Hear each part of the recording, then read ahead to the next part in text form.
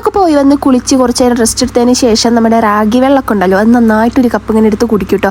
അപ്പോഴാണ് ഞാൻ അമ്മയുടെ റൂമിൽ എൻ്റെ നെയിൽ പോളിഷിന് സെറ്റ് ഇരിക്കുന്നുണ്ട്. അപ്പോൾ എന്തായാലും ട്യൂടെക്സ് ഒക്കെ ഇടാമെന്ന് വിചാരിച്ചിട്ട് ഇത് പുറത്തേക്ക് ഇറങ്ങി. അങ്ങനെ ഞാനും പുറത്ത് വന്നിരുന്നപ്പോൾ ആദർശേണ്ണനും ഇരുന്നു കേട്ടോ. അപ്പോഴാണ് നമ്മുടെ അച്ചാച്ചൻ വിളിച്ച് നിങ്ങൾ എന്താ അങ്ങോട്ട് വരാത്തതെന്നൊക്കെ ചോദിച്ചിട്ട് സംഭവം കുറേ ആയി ഞങ്ങൾ അച്ചാച്ചൻ്റെ അടുത്ത് പോയിട്ട്. ഞാൻ പോകത്തത് വേറെ ഒന്നുമില്ല, ഞാൻ പ്രഗ്നൻ്റ് ആയ സമയത്ത് ഏറ്റവും കൂടുതൽ എന്നെ ഇങ്ങനെ എപ്പോഴും വിളിച്ചിട്ടും എപ്പോഴും ഓരോ കാര്യങ്ങളും അത്രയും ഹാപ്പി ആയിരുന്നതിൽ ഒരാളാണ് കേട്ടോ അച്ചാച്ചൻ. അപ്പോൾ അച്ചാച്ചന് ഭയങ്കര ആഗ്രഹമാടുന്നത്, പക്ഷെ അതിങ്ങനെ ഇല്ലാതെയായിപ്പോൾ എനിക്ക് പിന്നെ അച്ചാച്ചനെ ഫേസ് ചെയ്യാനും അതിന് മുന്നേ ആകെ ഞാൻ ഇങ്ങോട്ട് വന്നതിന് ശേഷം ഒരു വട്ടം മാത്രമാണ് ഞാൻ അച്ചാച്ചനെ പോയി കണ്ടേക്കുന്നത്. ആ സമയത്ത് അച്ചാച്ചന് തീരെ വയ്യായിരുന്നു, ഹോസ്പിറ്റലും കെടുപ്പും അങ്ങനെയൊക്കെ ആയിരുന്നു. ഇപ്പോൾ അച്ചാച്ചന് നല്ല ഓർമ്മക്കുറവുണ്ട് കേട്ടോ. അച്ചാച്ചൻ്റെ അടുത്ത് അബോഷൻ്റെ കാര്യം പറഞ്ഞിട്ടുണ്ടായി, എന്നാലും കൂടി അച്ചാച്ചൻ അത് മറന്നു എന്താന്ന് എനിക്ക് നല്ല പേടിയുണ്ടായിരുന്നു.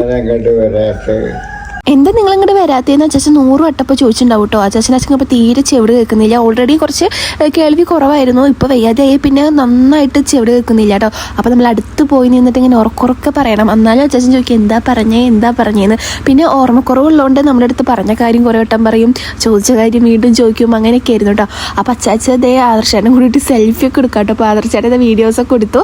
അത് കഴിഞ്ഞിട്ട് അച്ചാച്ചന് ചായക്കടിയൊക്കെ വേണമെന്ന് പറഞ്ഞപ്പോൾ നമ്മൾ എന്തായാലും ചായക്കടി വാങ്ങിക്കാൻ വേണ്ടിയിട്ട് ചെറുപ്പേ പോയിട്ട് കുറച്ച് നാൾ മുന്നൊക്കെ അച്ചാച്ചൻ നമ്മുടെ ഒപ്പം വരും കേട്ടോ. അച്ചാച്ചന് ഭയങ്കര ഇഷ്ടമാണ് ഇങ്ങനെ പുറത്ത് പോയിട്ട് ചായക്കടി വാങ്ങിക്കാനും അവിടെ ഇരുന്ന് കഴിക്കാനും എന്നെയൊക്കെ കൊണ്ടുപോകാൻ ഭയങ്കര ഇഷ്ടമുള്ളൊരു കാര്യമാണ്. ഇപ്പോൾ തീരെ വയ്യാത്തതുകൊണ്ടാണ് ആൾ പുറത്തേക്കൊന്നും ഇറങ്ങാത്ത, ഇപ്പോൾ ഫുൾ വീട്ടിൽ തന്നെയാണ് കേട്ടോ. അപ്പോൾ ഞങ്ങൾ 2 പേരും കൂട്ടിയിട്ട് ഇതേ അച്ചാച്ചന് ഇഷ്ടപ്പെട്ട വടിയും സാധനങ്ങളൊക്കെ അവിടെ കൊടുത്തു.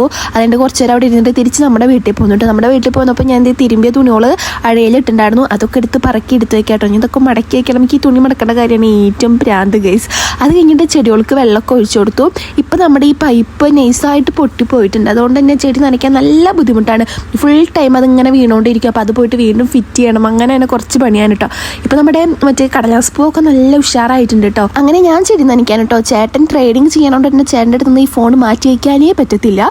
അപ്പോൾ അത് കഴിഞ്ഞിട്ട് കുറച്ച് നേരം ഞാൻ ഫോൺ എടുത്തേക്കെന്ന് പറഞ്ഞിട്ട് നമ്മൾ ഷട്ടിൽ കളിക്കാൻ വേണ്ടി പോവാണ് കേട്ടോ. അങ്ങനെ ബാറ്റും സംഭവങ്ങളൊക്കെ പിടിച്ച് ആദർശമായിട്ട് ഇത് റെഡി ആയിട്ട് നിൽക്കുന്നുണ്ട് കേട്ടോ. പിന്നെ ഞങ്ങൾ കുറേ നേരം വൈകിട്ട് ഇങ്ങനെ ഷട്ടിൽ കളിക്കും കേട്ടോ. ഈ ഒരു ടൈം എനിക്ക് ഭയങ്കര ഇഷ്ടമുള്ളൊരു കാര്യമാണ്. ഈ കളിക്കുന്നതിൻ്റെ ഒപ്പം തന്നെ ഒരുപാട് ചിരിക്കാണ്ടാവും. ഞങ്ങൾ 2 പേരും ഓരോ മണ്ടത്തരങ്ങളൊക്കെ ചെയ്തിട്ട് കുറേ ചിരിക്കും. അപ്പോൾ നമ്മുടെ വീഡിയോ ഇത്രയുള്ളൂ. ബൈ.